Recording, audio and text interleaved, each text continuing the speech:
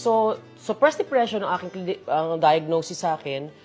Tapos, ilang taon ako nagpapalit-palit ng Psychiatrist or medicine? pareho. Oo. Apat na psychiatrist at medicine. Kasi, I give up. Ang hirap. Mahirap pag naipon. Kasi yung mangyayari sa inyo, nangyayari sa akin.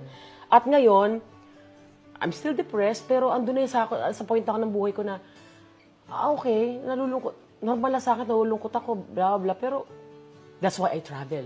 I love traveling. Yung therapy ko eh. I love doing live performances.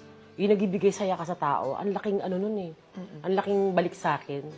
At this very moment, Kay, are you depressed right now? May mga instances, di ba, hindi mawawala sa atin na umiiyak ka sa gabi, ganyan. May ganun pa rin na parang, parang, Hanggang ngayon? meron. Oo. Alone? Lagi ako, wala kasi dito ang anak ko eh. That's why I travel. Lagi ako pag may oras, But nag-travel is it ako. possibly you